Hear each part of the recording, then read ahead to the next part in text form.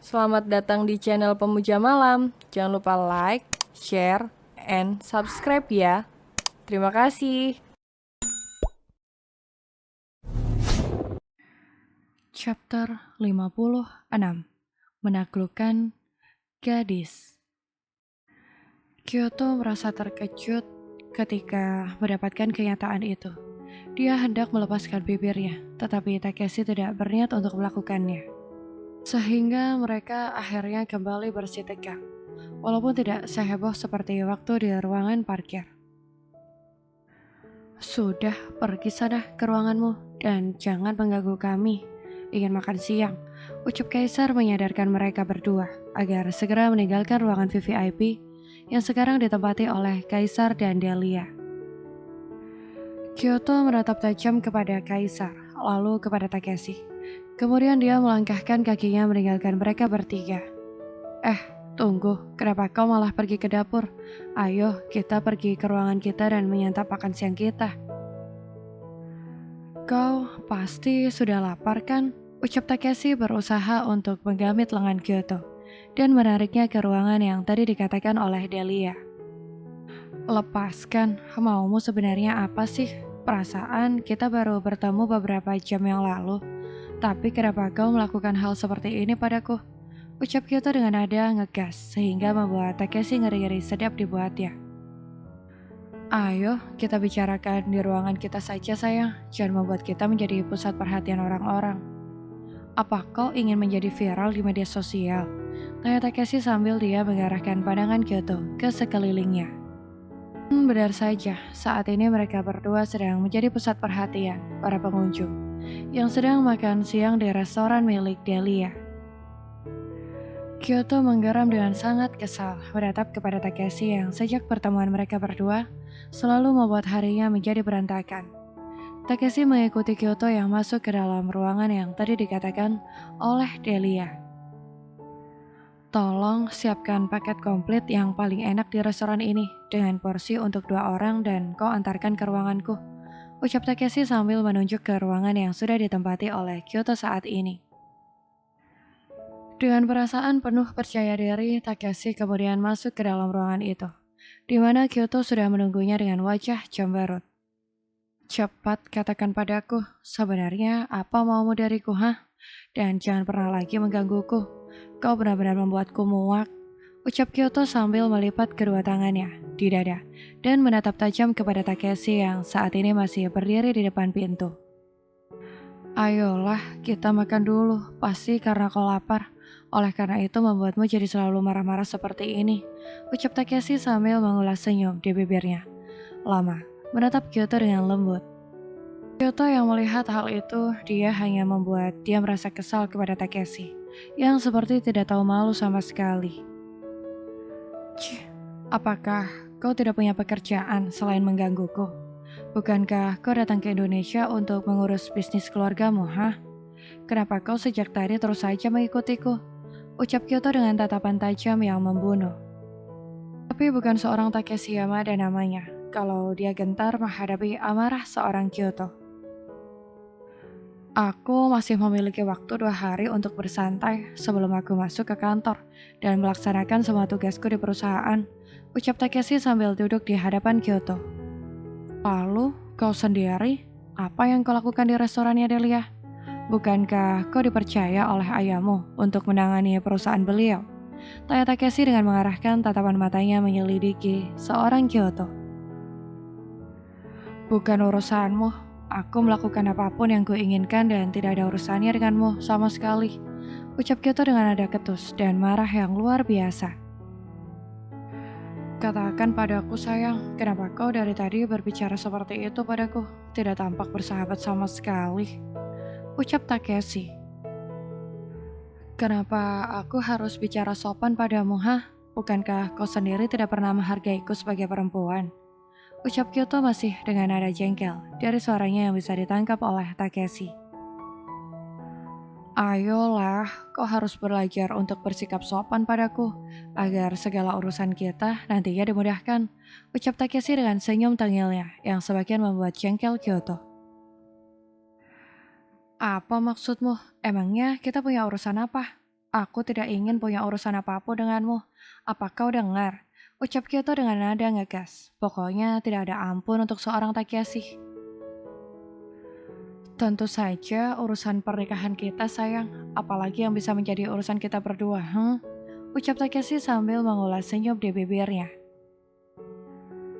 Cih, siapa yang mau jadi istrimu, Bung? Halo, cepatlah bangun kau dari mimpimu. Karena aku sama sekali tidak menginginkanmu. Ucap Kyoto dengan nada semakin meninggi. Tapi Takeshi tetap tenang menghadapi wanita itu, yang sudah mirip dengan sapi gila kalau sedang marah. Aku harus membuat dia menjauh dengan Kaisar dan Delia. Tidak akan aku biarkan dia mengganggu rumah tangga Delia. Delia sudah terlalu banyak menderita selama ini, dan aku tidak akan membiarkannya untuk mengganggu mereka berdua. Batin Takeshi sambil terus menatap kepada Kyoto yang masih mencak-mencak. Heh, kenapa kau melamun? Cepat katakan, sebetulnya apa maumu? Dan pergilah dari hidupku, karena aku tidak ingin melihat manusia ajaib. Seperti kau di dalam hidupku. Ucap Kyoto dengan kata-kata yang nyaris tanpa disaring. Dia tidak peduli apakah Takeshi akan merasa sakit hati atau tidak. Ketika Takeshi hendak menjawab perkataan Kyoto, tiba-tiba saja ruangan mereka dibuka oleh pelayan, dan makanan yang tadi dipesan oleh Takeshi pun datang. Maaf Tuan Takeshi, kalau saya mengganggu urusan kalian. Saya hanya mengantarkan makanan yang tadi Tuan pesan. Ucap pelayan itu dengan sopan kepada Takeshi. Tidak apa-apa, cepatlah letakkan makanan itu di meja. Dari tadi aku sudah sangat lapar. Coba kau lihatlah kekasihku. Dari tadi dia mengamuk terus. Gara-gara kau lama sekali menyuguhkan makanannya. Ucap Takeshi sambil melirik sekilas kepada Kyoto, yang saat ini sedang melotot menatapnya. Kyoto hanya diam dan menunggu pelayan itu keluar dari ruangan. Sebelum akhirnya dirinya akan memuntahkan segala kemarahan yang ada di dadanya. Siapa yang kau bilang kekasihmu, hah? Aku tidak pernah merasa menjadi kekasihmu. Ucap Kyoto dengan nada tinggi. Tentu saja kamu sayang, memang siapa lagi? Ucap Takeshi dengan senyum jahilnya. Dia tidak peduli sama sekali ketika melihat kemarahan di mata Kyoto saat ini. Jangan panggil-panggil aku sayang, aku bukan sayangmu. Dan aku juga bukan kekasihmu. Sengit Kyoto menebarkan aura membunuh di ruangan itu.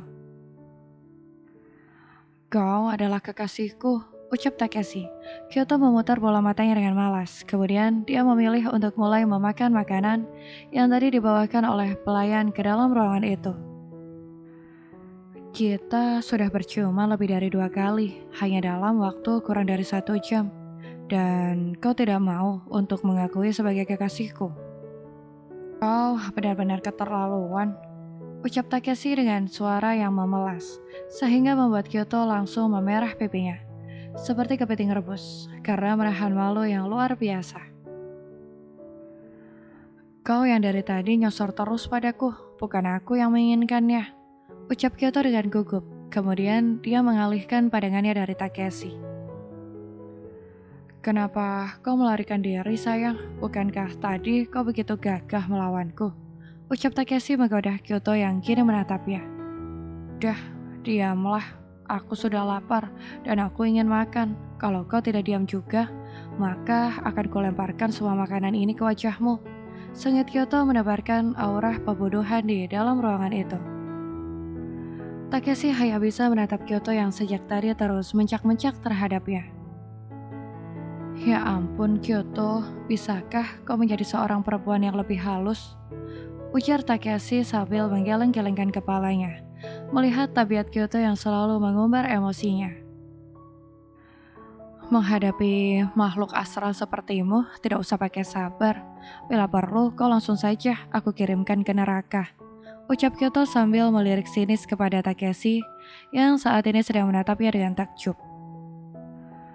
Kau nanti pasti akan menangis kalau aku benar-benar pergi ke sana sayang. Ucap Takeshi dengan senyum tengilnya, membuat Kyoto benar-benar ingin melemparkan sendok yang dia pegang saat ini.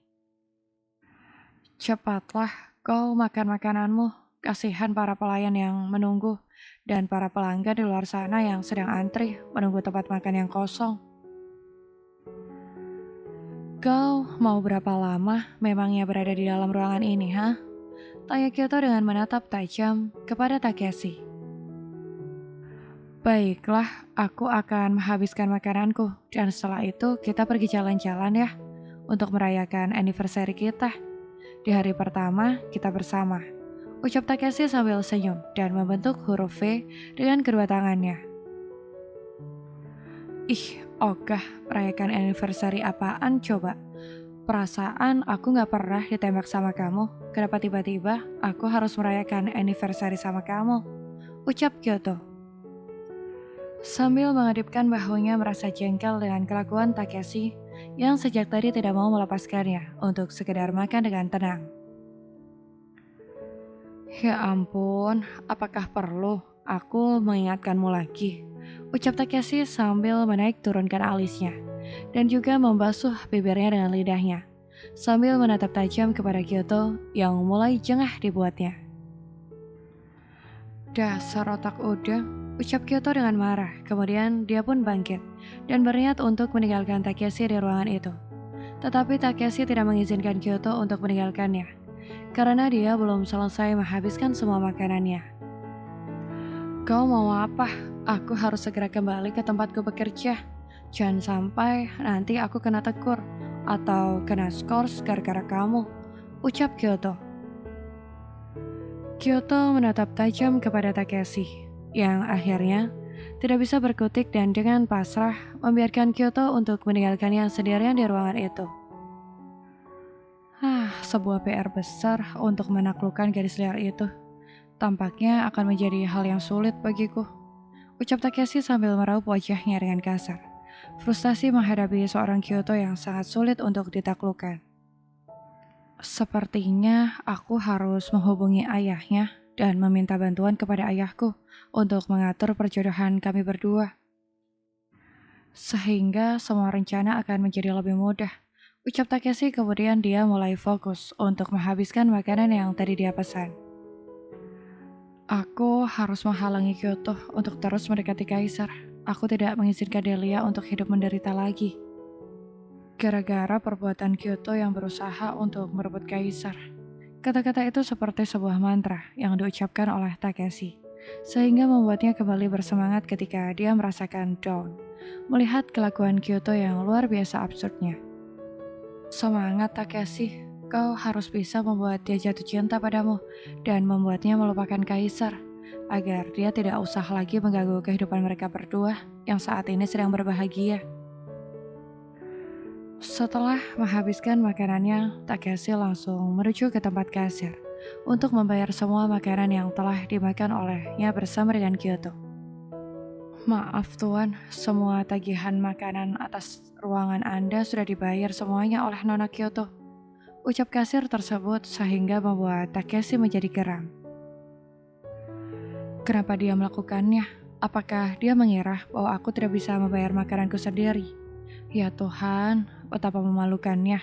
Aku seorang laki-laki sejati harus dikasih makan oleh perempuanku, ucap Takeshi sambil menepuk jidatnya. Baiklah, terima kasih. Oh iya, di mana tempat tugas Kyoto saat ini? Karena aku ingin mengucapkan terima kasih kepadanya atas traktiran makan siangnya, ucap Takeshi sambil memberikan senyum termanisnya kepada petugas kasir itu agar dia diberikan bocoran tempat bekerjanya Kyoto saat ini.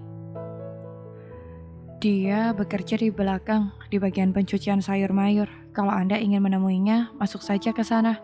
Toh, Anda juga kan masih teman baik dari Nyonya Delia.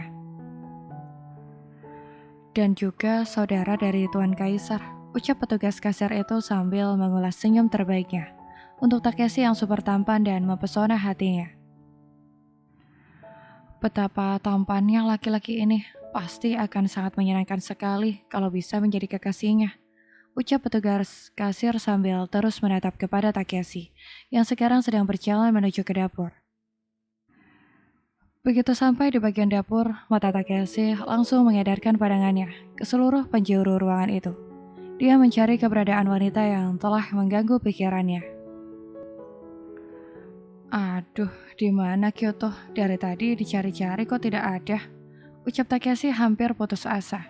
mencari Kyoto yang sejak tadi tidak kelihatan batang hidungnya. Kenapa kau ada di dapur? Apa kau sedang menjadi mata-mata ya? Ingin mencuri resep rahasia kami? Tiba-tiba seorang pelayan laki-laki mendekati Takeshi dan menegurnya. Tampaknya dia seorang pelayan yang baru, sehingga tidak mengenal siapa Takeshi yang sesungguhnya. Tidak lama kemudian datang chef yang saat ini sedang bertugas, dan dia langsung menegur pelayan itu karena sudah bersikap tidak sopan kepada Takeshi yang dia kenal sebagai sahabat dari majikannya. Apa yang kau katakan kepada Tuan Takeshi? Dia ini adalah sahabat sekaligus adik ipar dari Nyonya Besar. Kau berani sekali bicara yang macam-macam kepadanya. Tegur chef tersebut kepada pelayan baru itu. Cepat kau minta maaf pada Tuan Takeshi, dan kau harus ingat wajahnya untuk lain kali tidak melakukan kesalahan yang sama, ucap chef tersebut. Maafkan saya Tuan Takeshi, saya bekerja di sini baru 1 minggu. Jadi sebelumnya saya tidak mengetahui tentang identitas Anda sebagai adik ipar daripada majikan kami, ucap pelayan itu dengan gugup dan ketakutan. Sudah, lupakan saja. Cukup kau tunjukkan padaku di mana Kyoto saat ini, karena aku sangat membutuhkannya, ucap Takeshi. Tadi Kyoto pergi bersama dengan kepala pelayan untuk melakukan pemesanan untuk stok sayur-sayuran yang sudah mulai menipis. Kemarin kontraknya sudah habis dan belum sempat untuk diperbarui. Jadi mereka ke sana untuk memperpanjang kontrak kerjasama penyuplaian sayur mayur untuk restoran kita, ucap chef yang saat ini sedang bertugas kepada Takeshi, yang matanya terus melihat ke sekeliling mencari keberadaan Kyoto. Kenapa Anda tidak menghubungi Kyoto, Tuan? Bertanya kepadanya kalau dia sekarang ada di mana, ucap chef sambil tersenyum kepada Takeshi. Masukkan nomor telepon Kyoto ke ponselku, ucap Takeshi sambil menyodorkan ponselnya kepada chef tersebut. Apakah Anda belum tahu nomor ponselnya? Tanya kepala chef itu sambil menggelengkan kepalanya, merasa heran dengan pengakuan Takeshi. Baiklah, akan kumasukkan nomor teleponnya dan Tuan bisa menghubunginya, ucap kepala pelayan tersebut merasa ketakutan. Bersambung.